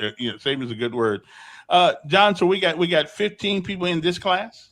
15 people in this class, and many of whom, like Javaris, he shared his story. But one of the things Javaris did say is he's got to get himself right for his kids. And you talk about generational situations. You got generational wealth, generational poverty, generational incarceration. But Javaris is talking about getting himself right for himself, but through that, his kids will see it, and you'll see a generational stop in certain behavior, but a generational start in other behaviors. And Javaris shared with me the other day, one of the things that he's looking forward to do is coaching Little League football because he's able to pour back in other young men like himself so that he can change the course of their life. As he's had turmoil in his own life, he doesn't want to see turmoil in other people's lives, so to give back through that as well. But yes, 15 students in the current class. We're about halfway through. So they're, they've got about 3 more weeks of in-class where they're studying. We got a host of volunteers. Javaris's mentor, he's got a mentor to actually be coming today to meet with him during the lunch hour. One of the most powerful things, even me coming before I worked here as a mentor, God grew me through that process. And I know that there's many, many of your listeners out there that God has called to get involved, that they're, sitting in the batter's box, waiting to get into the up to the plate. Well, we want to help you get to that plate, and we could use you as a mentor. Right. As a matter of fact, regardless of what you think about your experiences in life, the fact of the matter is that you're here to tell somebody about it is a good sign. And some of the people in Hope Inspired Ministry, they need to hear from you. They need to know that they're not the only one that stepped on it. Me too. We need to know we're not the only one that ever made a mistake. Mistakes can be corrected. Okay. It is not falling down that gives you the strength. What gives you the strength is get up every time you do. We all have failed. Maybe not John, but I always talk, never give up. Never give up. And it's easier said than done, but it must be done. We teach. I think Hope Inspired Ministries, they teach you how to what it's like to go the responsibilities of a job, and you do have a responsibility on the job. You got a responsibility to show up. How to control your anger. Be transportation. Yeah, and the boss don't want to hear that you couldn't get there. You know, you got to treat your job like a soldier does. There ain't no such thing as can't. Okay, you got to get out there and get it done. John, the next, when's the next class starting? The next class, we're in week 3, so it'll be about 7 weeks from now. The next class starts. We've already had some sign up, so it's never too early to sign up for the next class. What's your? I can't remember the number by heart. 334 what? It's a 549. You just made my mind go blank, Kevin. Sorry, 649-4330. 649-4330 for the Montgomery campus. You can call there, or you can go online at www.hopeinspiredministries.org. And there's a tab there to sign up to come to class, but also to sign up to become a volunteer as well. And there's countless volunteer opportunities, from lunch provider to mentor to guest speaker. We had a young man come in yesterday and from a church, local church, and led devotion.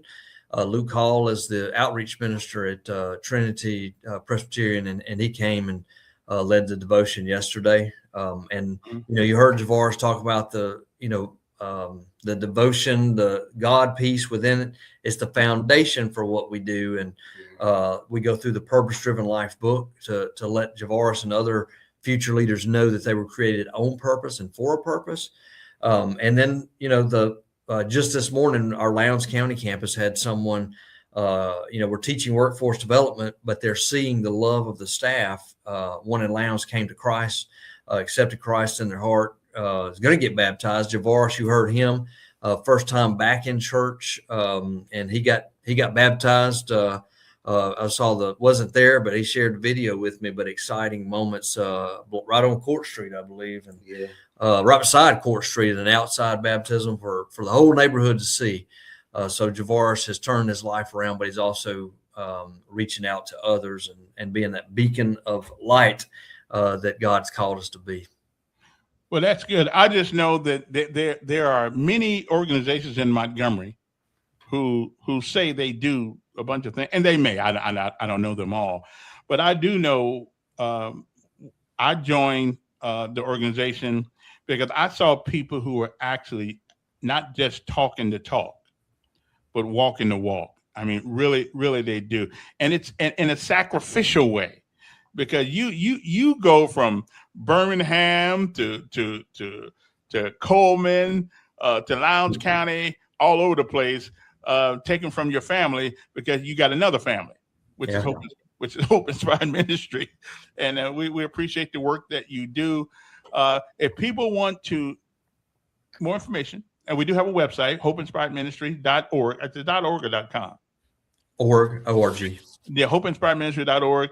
It's a place you can find out about it. You can see. And but here's another thing. They always can use a little help. People come in to speak. People provide lunches for these kids. We try to give these folks at least a meal a day, at least a hot meal or something like that. So if you want to help us and give these people a meal, pizza, cordon bleu. I mean, maybe not the cordon bleu, but pizza, whatever it is that you want to bring. They are thankful for whatever we give them, because some of these people really, this is the only meal they get, and we're asking you to partner with Hope Inspired Ministries to provide a meal or whatever you can do. If it's nothing but come over there and talk and look at some of the people, because some of these people don't have hope, and our first name, the first letter is hope. Without hope, nothing else happens. So, Kevin, one of our graduates last night, you said something to jog my memory, and I had written it down. But she came looking for a job. But this is what she said in her speech: "But I found was family." And so it's the relational approach that we do each and every day, working with them, that they find that hope, that they find that love, that care. and we become family. You don't have to be someone's blood relative to be their family. You don't have to be someone's father to be a father figure in their lives. And that's what we find a lot of our mentees, mentors become. I think I've said it on here before, but I was mentoring a guy through Hope Inspired Ministries before I came to work here. And we were about the same age of 40, but he called me a father figure. And it offended me at first. I was like, why can't we be brothers? But it just, God taught me and showed me that, hey, you can be that godly father figure to another man. We've had ladies that come in and mentor our ladies as well. Well, I tell you what, I got a guy that you know well. I look at him as a big brother, even though I'm older than he is. Knowledge and wisdom and come from the most unlikely places. That's right. And age really it's not only how old you are, but it is what you have learned along the way. Yeah. And Hope Inspired Ministries uses what they've learned along the way to try to teach younger people. But hope, that's the biggest word in our thing right there, hope. If you got to have hope, Shavari, keep the hope up, keep a good job. And listen, don't just take it for the moment. This is a lifetime change. Yeah. All you got to do is stick to the recipe. And did what John had told me. He said, I see something nobody see in you, and you still got it in you. Yeah. Good. Oh, no. Here's the number. Yeah. Hope Inspired Ministry. Either you can come over and speak to the folks over there so they know that you can give them some hope. You can provide a meal if you need to. We feed them every day. Every day of local businesses and local people give them. And if you can't bring the meal, send the money. We go buy the meal. So not a problem. Anyway, call this number right here and ask for Stephanie. I think she handles the meals. Yeah. 334-649-4330. And if you can't write it down, Hope Inspired Ministries is on the internet. It's exactly where it is. Hope Inspired Ministries, all one word. 649-4330. John, keep up the good work. You do one. I mean, they pin it on me. They be in the hard luck city. Kevin, thank you for all you do getting the word out. Yes, sir. It makes a huge difference. And if there's anybody out there that needs the program or knows someone that needs the program, tell them to call us. And I know Javaris will be glad to speak to him. I'll be glad to speak to him to let them know the benefits of coming through Hope Inspired. And age is not an issue. I think you got to be what, 18? 18. 18. Kevin, we had a guy last night. He had cancer. He's 70 years old, but had cancer. It was maybe a year ago, but he found himself needing to get back into the workforce, graduate the program, and is back working at another nonprofit. This was in Birmingham, but it was working at Meals on Wheels, but had the greatest spirit of anything. So we can help anybody if they're willing. If they're willing, okay. You got to put in the work to get the benefit of the work. That's right. Okay. Right. Well, thanks a lot, John. John Bowman, 334-649-4330. And if you can't do anything else, we got to feed them. So if you can provide a meal or even the money for a meal, call this number and talk to Stephanie. And I believe we'll be honored to have you help us out. Okay. And I tell people, the same people you meet going up, you meet the same old people coming down. Yeah. You never know where you might find yourself in life.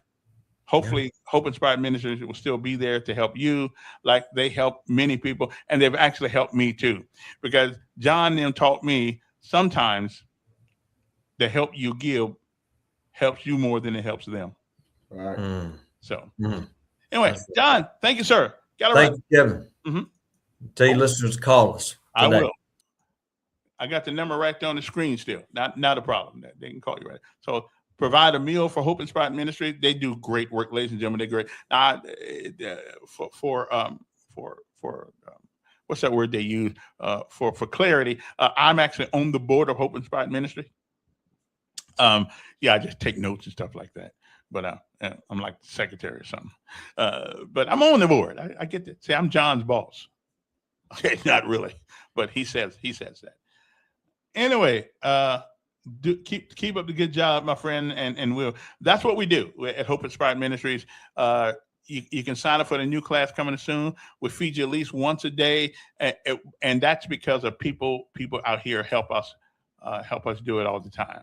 So I'm just saying, you might want to help us, and they need somebody to come talk to them.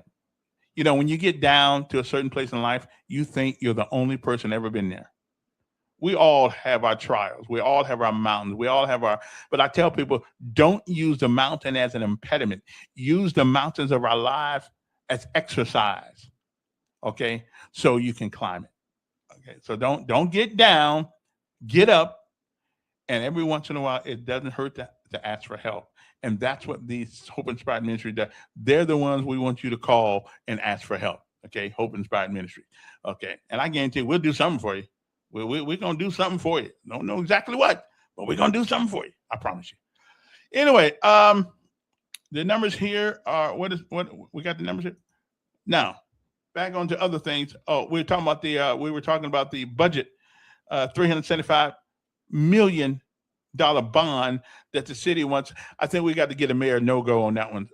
We give the mayor a thumbs down on that one. Convention center expansion. I didn't know we had a convention center at all. Housing infrastructure. That word right there, what does that mean? Can somebody tell me what that means? Whose house are we talking about? I mean, are we talking about regular citizens' house? Are we talking about what does that mean? I mean, that's one of those housing infrastructure improvement. Mr. Mayor, somebody, City Council, what does that mean? I don't have a clue what that means. You know, who are we talking about? Everybody's house in Montgomery? Are we talking about only certain parts of town? Or we're talking about people who need the underpinning done? We're talking about trailers. What are we talking about here? That's too ambiguous. There's too much ambiguity in that statement. Okay, I don't know what housing infrastructure improvement. I mean, whose house? Everybody's house? I can live with that. A new sports complex and amphitheater. Why don't we got an amphitheater down there? Why don't we just fix it so it don't flood? Okay, let's fix it so it don't flood.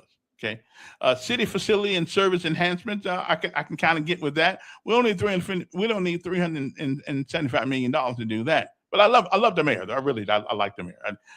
I'm not much on that Democratic Party he belongs to, but I like the mayor. But sometimes we got to disagree. And I think we would disagree on this one right here because we got enough debt. You know, we're already helping with the the water thing. We're helping with that. So come on now. But I think Doug's gonna pull a rabbit out of his hat. I believe he is. I think the county commission is gonna look good in the end with the water thing because I think it's a great idea. We need something to take our mind off race in this city because everything that happens around has got something to do with race. Okay. So according to the city's estimates, $200 million of the $375 million debt will go toward expanding the convention center. Oh, you said it. Where do we have a convention center? Okay. I mean, do we? Now I kind of think we kind of need something like a convention center, but we certainly don't need a big one. Or we can use like that. What's that building over there? Is that the advertising building? I mean, we can use buildings that are already here. Montgomery is an important moment in history. Montgomery Mayor Reed's is a statement on Tuesday. Our city continues to grow and compete for jobs, visitors, and private investment. We must also invest in the infrastructure, facilities, and neighborhoods that support that kind of growth. The proposal represents a long-term vision for building a stronger, more competitive, more vibrant Montgomery. And boy, I wish that was true. That sounds good to me. That's what we need. Grimes said at the meeting that the bond plan was using very vague details. I agree with the mayor. I agree with Grimes. Me and Grimes don't agree on everything, but we agree on that. He said it's a ton of money. If we borrow $375 million, we'll be real close to our legal limit. We'll probably borrow more money than the city has ever seen. It's a scary thing.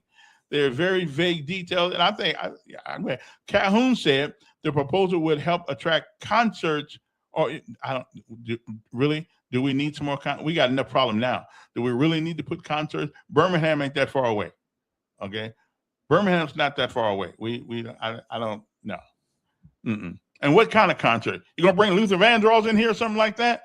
Because if it's got anything to do with rap and young people, we don't need it. I'm sorry, we just don't need it. I haven't seen anything positive out of that genre of music. Nothing positive out of it. But if somebody got something, let me see it. We don't have. He said we don't have nowhere that people can sit. Calhoun said. When we talk about expansion, there are the things that we need to do. 100% of the people aren't going to agree on nothing that you do. That's true.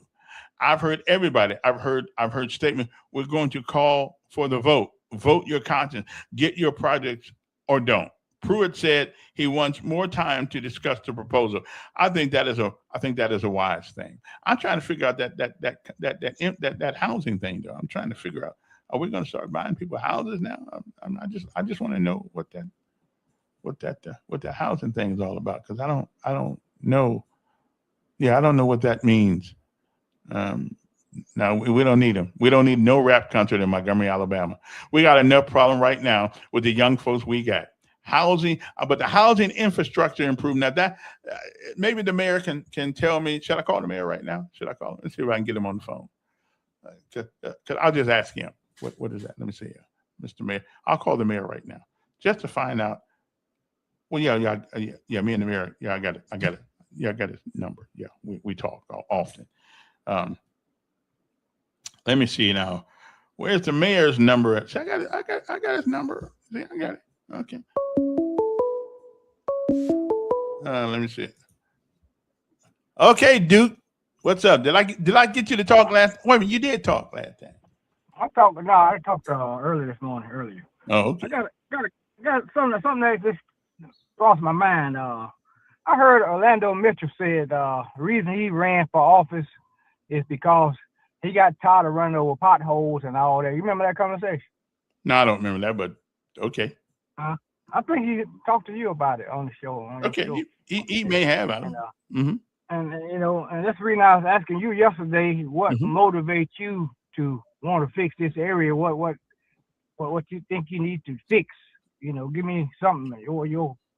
Well, I'm like, what's your plan? When you say plan, plans are just there to be changed. When I look at the definition of plan and idea. Yeah, I know the definition. I'm a wordsmith.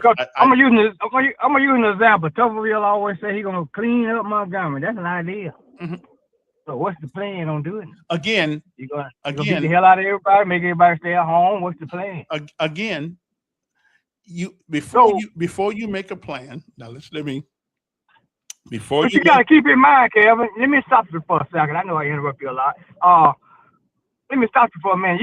Keep in mind you got approximately 8 more people running for this office. So you got to stand out. Yeah, I got it.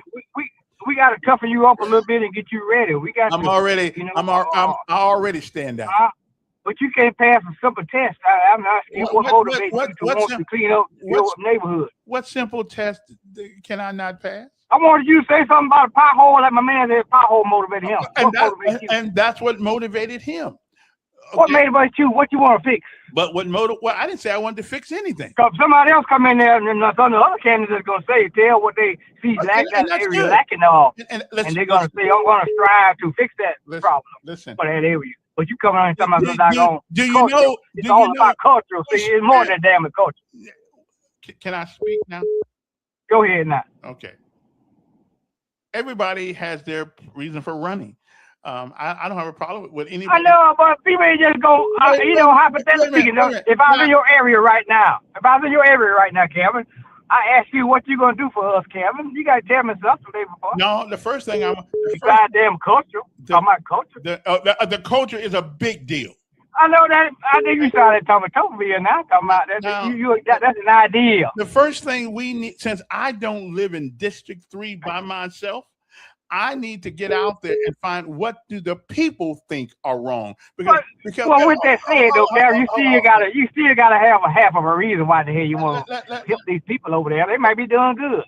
Again, I need your help. You have to exactly. You must find out what it is they want. What do they see that's wrong? I'm talking no. You got to. No, they live. District 3 is not made up of one person. But you got to give me something that motivates you want to fix. You don't live in District 3. I don't have to give you anything. I'm talking about for the citizens. That's what I'm here to toughen you up, getting you ready for this thing. I got it, brother. I got it.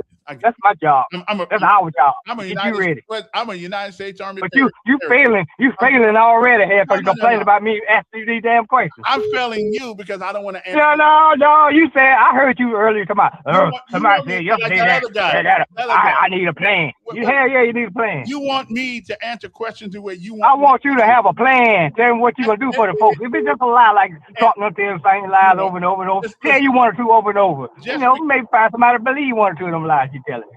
But tell us something. I'm gonna tell you bye. But I'm gonna tell you.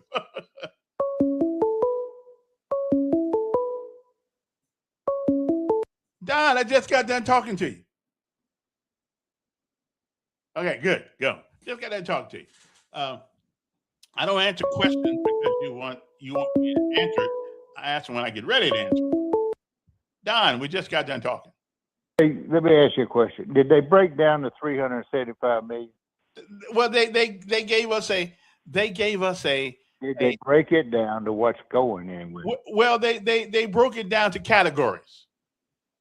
Yeah, I doubt it. But that housing, that's nebulous stuff. They say it that way because exactly. We can say anything bad about it, but it's not specific. Exactly. But let me ask you about something. You brought up the Black Wall Street yesterday. Yeah. Which was worse, the George Floyd riots, $2 billion. The mayor of Baltimore told the police to stand down and let them burn it up. Of course, that's 19 murders. I got you. Which one are we even? Well, we ain't even. Yeah, I mean, we. You don't think the George Floyd riot made us even? No, I don't, because in today's money, what they did, they destroyed people's lives, the generational. You don't think lives were destroyed? Have you been to, you know what Baltimore looks like now, burnt out buildings? Well, it looks the same way Gary, Indiana. You think that the George Floyd riots weren't as bad as what happened in Tulsa? Well, I guess I don't know. I mean, they destroyed all over the country. Yeah, riots, looted, burned down buildings. Yeah, we did. And he's talking about the city being a part of it. Hey, let me get the mayor now that was there. I can't. We talk about that. Let me take one more call before I get out of here. I don't know exactly everything happened during George Floyd. It was wrong. A lot of it was wrong. Yeah, simpler. Just like with Hope Inspired Ministries, if you get government out of the way and let the private sector, they can do a lot of things if you get government out of the way. And just like you brought up Uber, you drive for it. Mm-hmm. Does government have anything to do with it? No, not a thing. If they did, I'd make more money. Well, yeah, you would. Because it would be connected to the government, and everything costs more when it's connected to the government. But see, the private sector, you're providing transportation. Yeah. And the government, and people will do things like that. They're entrepreneurs. They'll come up with it, and just like that arena down there, if that is such a great idea and such a positive, then the private sector will jump in there. And but when we don't, a board politician is dangerous, and they don't like fooling with equipment, making sure you got right equipment. They don't, the nuts and the bolts of it.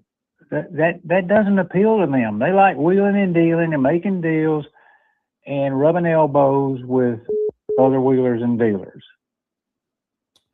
Yeah. What do you think? What if it passes through? What do you think the names that they might call it? The Montgomery Arena or what? For which one? We talking about he wants an amphitheater. Talking about the one downtown they're gonna build. Yeah, well, I thought they was going to take the old advertiser building and use it. Are we talking about building a brand new structure? Well, they're gonna have to give it a name, but I mean, I don't know, does the name matter? I mean, well, yeah, name. You got to have a flashy name with a new building. well, I mean, it would be the Montgomery Civic Center, right? I guess, I don't know. hey, you get out and about. Have you been out there on the Northern Boulevard? Have you been out there and seen the new school they're building? Yeah, I have. Percy Julian? Yeah. Yeah. Do you remember when you came to Montgomery, Mayor? There was a high school in neighborhoods, and people could walk to them, and they were close. What neighborhoods are close out there? Well, I guess everybody's gonna be bused, brother. You know, I guess. Now, well, there you go. You may drum up some business, start the Uber bus business after the new high school out there. Yeah, somebody might have to get school fast. And they just call me up. There you go. I take them on. Have a good day. All right, appreciate it. Yeah, I don't know. I mean, no plans are perfect. But $375 million is a lot of additional debt to put the city in. Matter of fact, Grimes said it's going to put us at almost our legal limit, and you don't ever want to be at the legal limit. That means at that point, if there's a downturn in the economy, if anything happens like that, bad weather, you got no money. You won't be able to get any help for anybody. So I don't know, but I was trying to call the mayor, wasn't I? And I didn't get a chance to get to him. Well, you know, we'll play the show again later on. But again, the question on the table is how do we change the culture? Not just in Montgomery, across America. Yeah. Tax dollars at work. Well, they are tax dollars. They ought to be working. That's not a big deal. I mean, building a new school, you know, yeah, that's cool. Don cannot compare Tulsa, Oklahoma to George Floyd. What happened in Tulsa, blacks, Oklahoma. That's true. It's not the same thing. Near the school, you have more than 6 communities near what school? Percy Julian? Or the Northern Bypass? Anyway, I got to go. We'll hopefully get Lord say the same. We'll be back tomorrow. And I was trying to get the mayor on today. There's one more call before I go. Yes? Good morning, Kevin, and to your audience. Good morning. Don, I can't believe, because I've been listening to you for a while, and the things you say, sometimes you be true, but this one particular time, you shouldn't even open your dental to compare Tulsa, Oklahoma, to what happened with this so-called George Floyd thing, which I'm totally against. I can't understand why did it happen. But with this Tulsa, Oklahoma thing, this was all about jealousy. This was all about the have and the have-not. This was all about because people with good minds was building and doing things better. And one thing that I can say about it is that the money circulated within our own community. Mm-hmm. Now, that's one thing that's the reason why things was able to work in Tulsa, Oklahoma, until the government decided that they need and they had to burn it down. Everything that they need to do, either they're going to flood it out or they're going to burn it down. Like what they're doing now, they're flooding. There's things happening now, but we're going to stay with Tulsa, Oklahoma. The government decided to do this as well. I need Black people to know that when you are POW, you decide to build in another man's government, it's not going to work. See, if we only understood that we are POWs here, and if we only understood that we are here, we are from here, this is our land. But I'm not going to even preach. I'm not a religious person. I don't believe in religion. I know religion is all about ignorance. So the point is that's not the only place where things like that happen as well. Things like that happen in Georgia. Things like that at Lake Lanier. They flooded Lake Lanier. It was a prosperous Black community. Did you know that Lake Martin was named after a Black person, a Black man? Kevin? No, I did not know that. Okay, well, do your research. But for Don to go back and say things like that, he need to get that right. You can talk all the crap you want, but I'm going to correct you on that. I'm on you. Don't you ever come on and say things like that, because your people did get jealous because our ancestors were prospering and doing better than you. And you guys got together and started with lies like you always do and decided to come into Black people's neighborhoods and communities and burn them down like you did in Florida. So we can go all the way back to Texas, Gainesville, Texas, Gainesville, Florida. It's a lot of places that these people, they had to burn it down, and they had to bring Martin Luther King in, because during that time, Black people were circulating money in their own communities. We have to do research on Martin Luther King. Did you know about J.L. Johnson? It was a guy way before him that did not believe in these things that Martin Luther King was doing, just inserting yourself on a group of people.